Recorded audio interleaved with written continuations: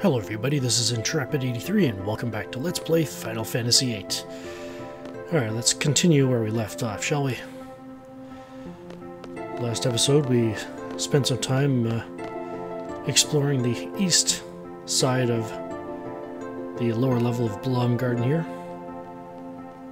Talked to a few people, got some magic, so now let's check out the left side.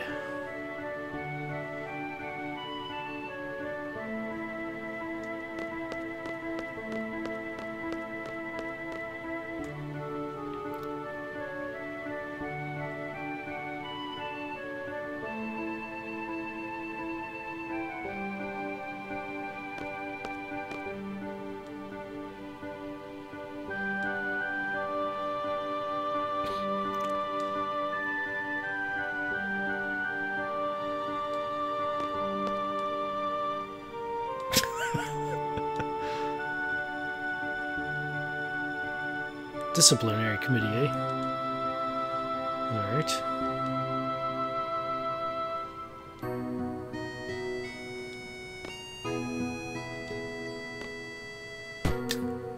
Ah!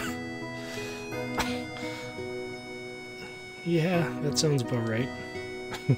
Or reads about right, I guess. Did you say anything else? No. Okay.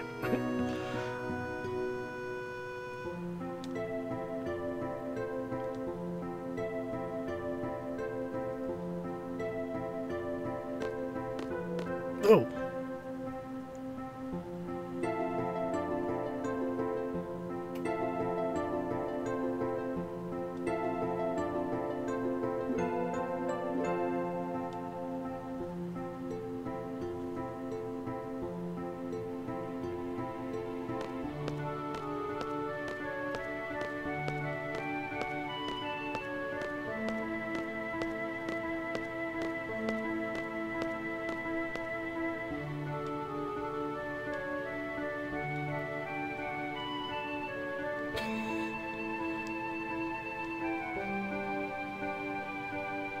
Huh? I don't remember reading that on the study panel.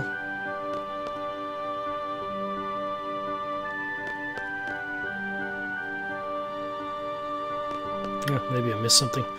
But yes, this is the cafeteria. And that was the disciplinary committee. We previously met Cypher, sort of. And then the other two, I guess, are his compadres. But anyways, what do we have up here?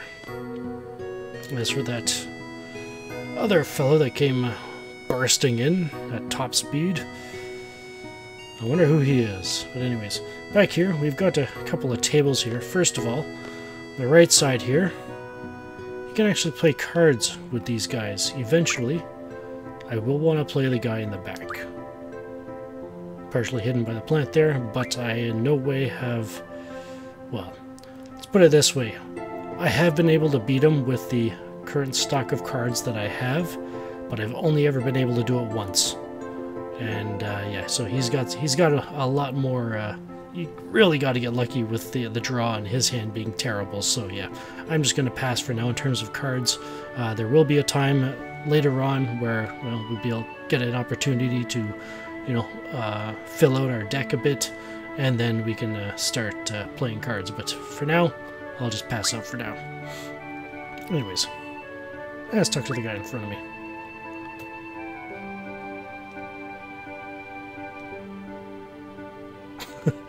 And yeah, so, and talk to the guy in the back.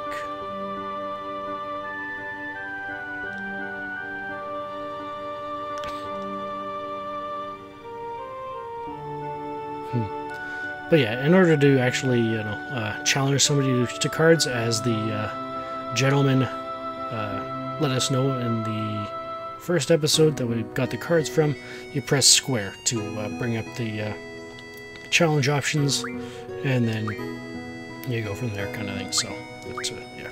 Anyways, also, one thing I only recently learned about while preparing for this LP, see the guys at the table on the left there?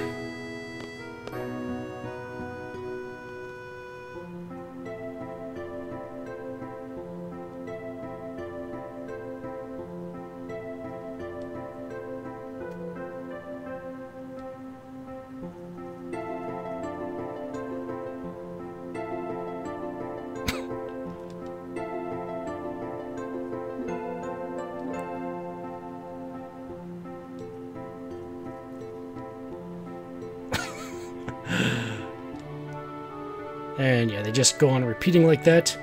But the interesting thing about these three is that if you come back at various points throughout the game, I think there's 5 or 6 events like this. And we'd be able to hear their progression, I guess you could say, their their story filling out. So that's kind of cool. If you don't, follow up on this kind of stuff or whatever, they will eventually just disappear. But yeah, so I guess we'll have to keep our ears open for that. But yeah, in order to get that, you just had to walk up to them. You didn't have to initiate a conversation or anything like that. So yeah. So they said they were out of hot dogs, eh? Yeah. Alright. I guess we'll have to see about getting some later, I guess. But anyways.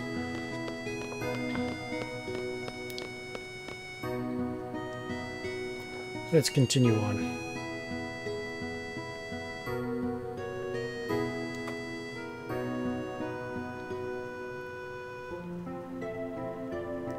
Alright. The next area is the quad.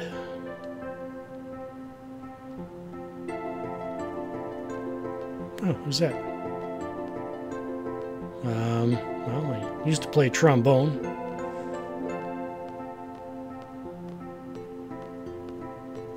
Oh, is that her? Oh, so she's... Oh, I guess she is the new chair. Oh. Okay. Well, good luck with that. Need 4 people. You want to be one of them? You don't even know me. But anyways.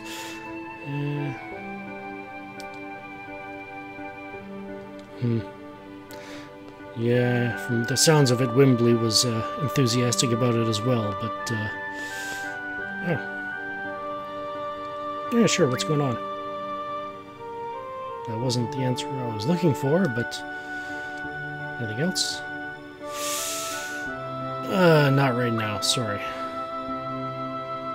I've already kept Instructor Trep waiting longer than I should have.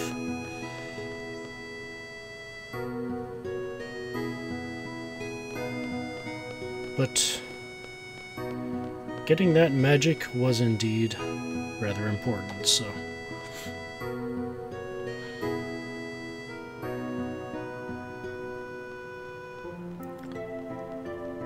Alright, I believe there's only one more area and then we'll head up towards the front gate. And that is...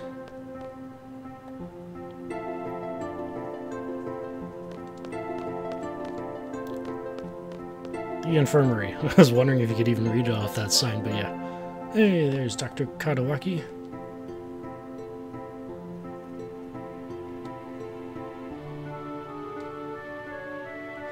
I've been actually wondering about her name. Just the whole idea behind, the way syllables work in, the Japanese language. Is it Kadawaki or Kadawaki?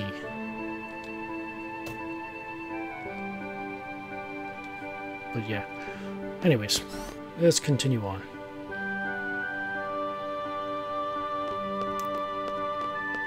Sort of like the very famous artist that tends to do all the art for most, if not all, of these games. You could either read it as Yoshitaka Amano, or is it Yoshitaka Amano? Just something I've been thinking about lately, but anyways. Alright, so let's, you know what? We've been keeping Quistis waiting longer than we should have, so let's just use the directory. We'll be able to see the, path on the way to the front gate later.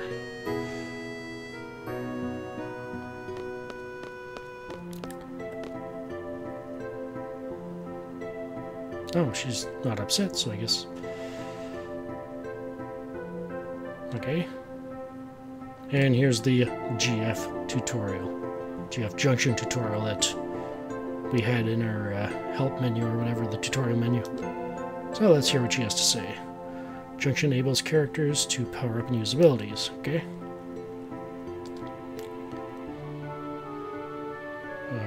GF must be junctioned in order to power up and use abilities. Okay.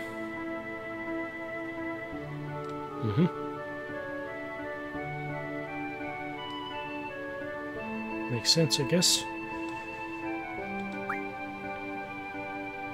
And you can select GF and magic commands.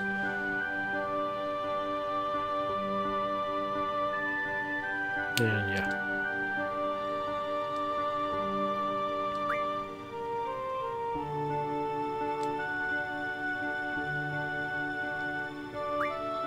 So yeah, that opens the, I guess, the list of abilities that Guardian Force currently has learned.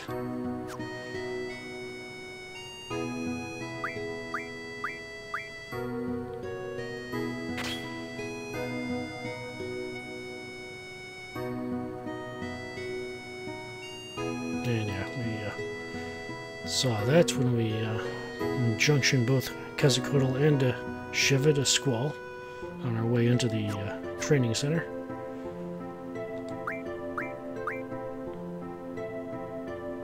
Alrighty.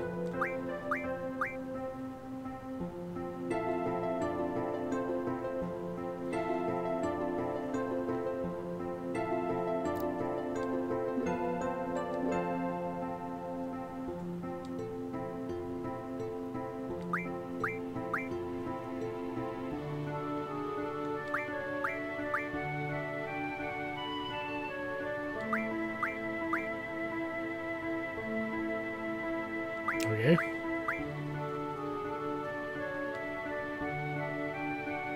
And yeah.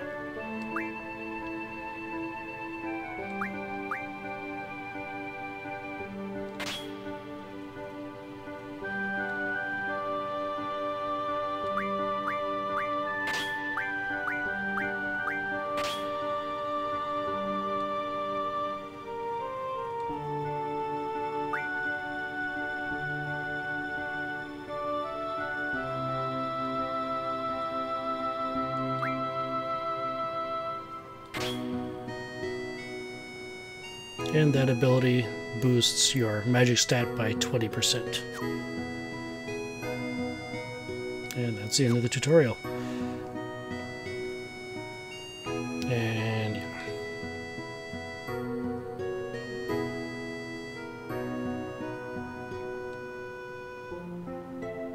Alrighty.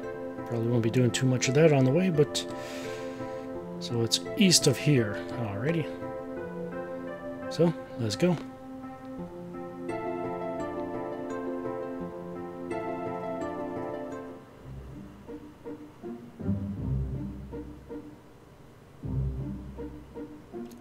Alright, so now that Instructor Trep is with us, we now have a second party member. Alright, so, should I go into this now? Yeah, let's do this. Alright, so, first of all, let's just do this quickly. Unjunction all. It removes everything off the character, everything junctioned, and gives you a fresh slate. It does not, remove the magic out of your inventory or anything like that. There's other ways you can do that. But anyways, for Quistis, I actually want to give her Quetzalcoatl. And let's give her a draw item and magic. As you can see, the abilities present in the tutorial are not the same abilities that we have access to yet. We have to train those ones up. They were just using those as examples kind of thing, so yeah. Alright, so you can hit the R1 button or L1 button to switch between characters on the, the character screen, on the junction screen here, just to speed things up a bit. And here I want to give Shiva to Squall. And I actually want to have him junction Sleep to his Spirit. And like Quistis, give him draw, almost like Quistis, give him draw an item. And then the third one will be Guardian Force, be summoning our first Guardian Force where we're going. Alright, anything else? Oh yeah, gotta give Quistis some magic to be able to junction, so let's just exchange. So yeah, basically, take a look at your magic, you open it with that, exchange, select it, and you can give all, or you can split it to a certain amount. So in this case, I'll just give all, because I'm going to give it to all. She needs all, well, she's going to be using all of it, so yeah. In terms of the junction, so there we go. And there we go. Don't need to do much here, but just for the sake of yeah, keeping up. I usually just like to rearrange almost every time. Well, pretty much every time that I do anything in there. But anyways, so I said it was east of here, correct? Looks like I see something over there, so let's head over there.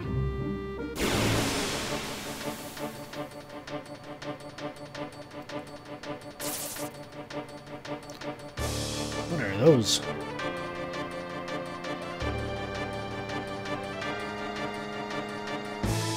Renzo Kukin.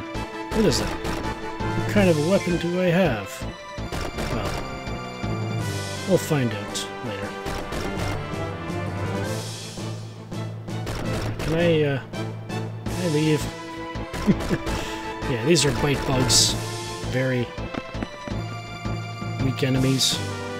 So, yeah. But, as previously mentioned, I'll be running away from pretty much any battle that either does not have a purpose, or yeah, that's pretty much it. Alright, that was just 3 more bite bugs, and as you definitely could probably tell, Quistis' weapon is a whip. I find that kind of ironic. She's a teacher, you know? There's also another aspect of her abilities that is kind of ironic as well. But anyways, I actually want to save it here. No, I'll step in first, then I'll come out and save.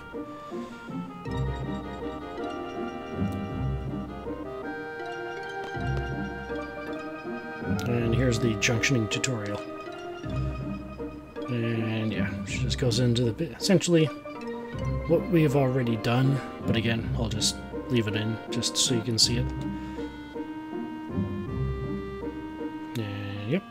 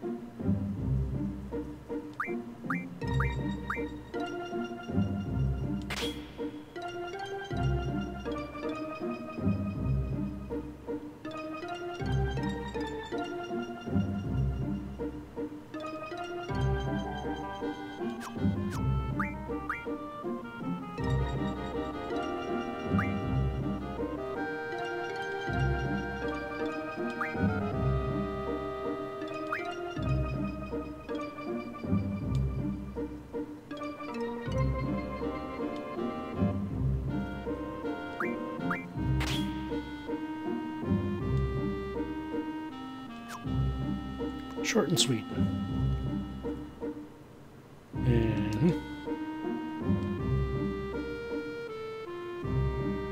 And I guess I'll review it. Yeah, so Squall's weapon is a gun blade. Let's learn a bit about it. Well, we already know that to pull the trigger we have to hit R1. It has to be specifically timed, though. I'll go into that later.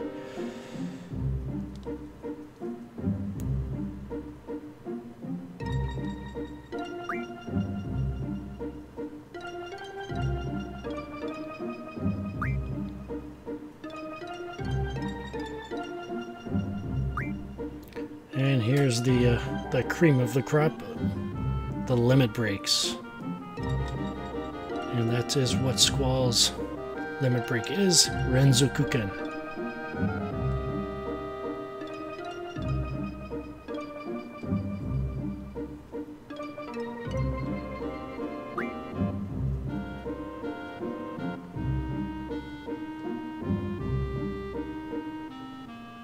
And yeah, so even during his limit break, using the R1, pulling the R1 for the trigger does have an effect as well. It does work as well.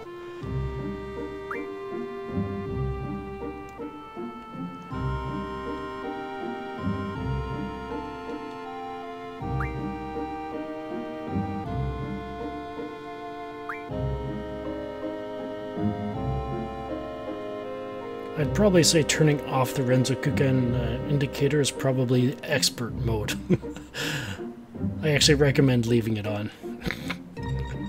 Because not all of the trigger presses are all the same kind of thing, so yeah.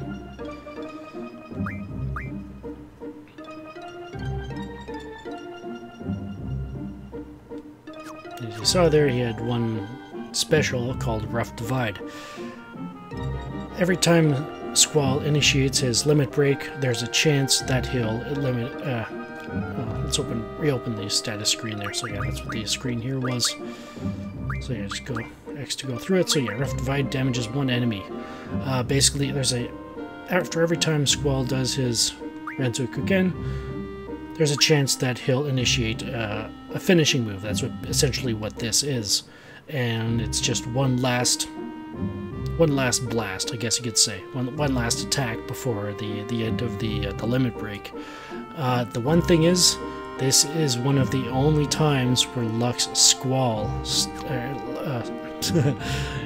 got the names mixed up there. This is the one time where Squall's luck actually comes into play. It can critical on that one. As for his Gunblade, he does not naturally critical. That's what the R1, pulling the R1 does. It does 50% more damage on top of his base damage, but you can do it every time. So they gave you that in place of him, having a natural critical hit. Whereas critical hits in this game are usually double damage. So yeah. So instead of getting a double damage, every so often, we can get 50% more damage every time if we pull the trigger correctly. So yeah. And the name of his weapon right now is called the Revolver, in case you're wondering what that was. So yeah. I wonder what Quistis has though. She's got a chain whip. Yep. Let's see.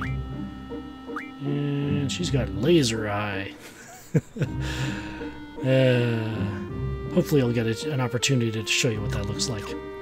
Again, like the whip and her being an instructor, it's kind of funny, but the name Laser Eye doesn't give it away. When you see it, it probably will. You'll understand. But anyways, alright, before we go in, we do have a prerequisite ahead of us, and this is required to be able to at least take the Seed field exam, which means we will be forced into at least one encounter. So, in this case, we're finally getting into the abilities, learning some abilities. Now, the one challenge about, trying to have as optimized of a no leveling run as possible, the one challenge is that you really need to keep an eye on where the ability points are going. That's what these numbers you see here are. Vitality Junction. I just said Quetzalcoatl to start learning that. 50 ability points will allow him to learn, Vitality Junction. So then, whoever has Quetzalcoatl Junction to them can then equip magic to their Vitality. Same goes with HP, Strength, any other stat with a J beside it. That's generally what happens. Including elemental junctions and status junctions, but we won't get into those for a little while, so I won't bother mentioning or going too deep into those.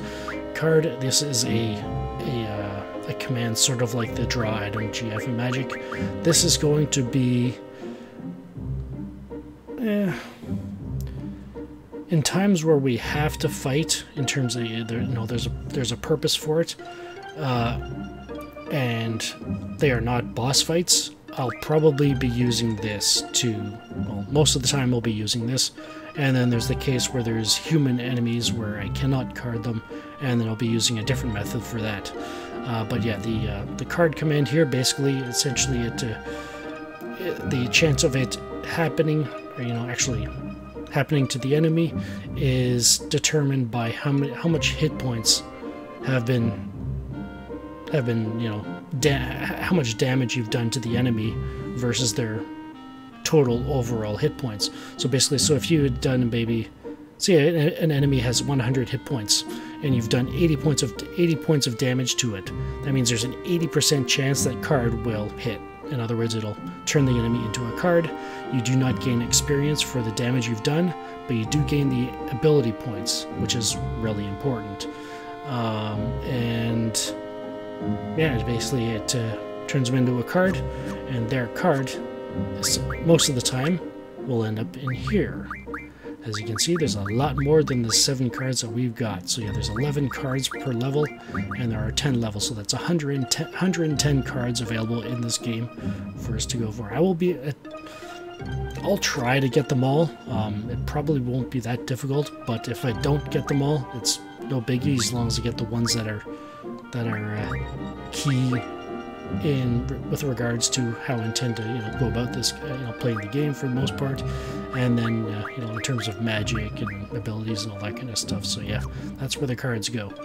Sometimes an enemy will drop a rare card. Some enemies have the ability to drop 2 different ones. There's the common one, which is probably just their face card, and then there's a rare one that you could call it a spoiler to future events, or to future enemies anyway, but it's, I don't know. Unless you know the context, it's not really a spoiler, I don't think. So, yeah. Anyways, anything else? Ooh, yeah, whoops. Did Quetzalcoatl, but I didn't do Shiva. Alright, let's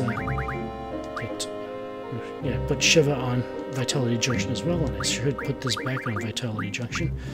And there we go. So 2 Vitality Junctions, got Quetzalcoatl and Shiva Junction to Quistis and Squall. Got Guardian Force equipped on Squall as well, so it looks like we're all set and ready to go. So it looks like we've got a couple of faculty members up there waiting for us. So I guess it means next time we will enter the Fire Cavern and see what awaits us. This is Intrepid83 signing off. Thank you for watching, and have a good one.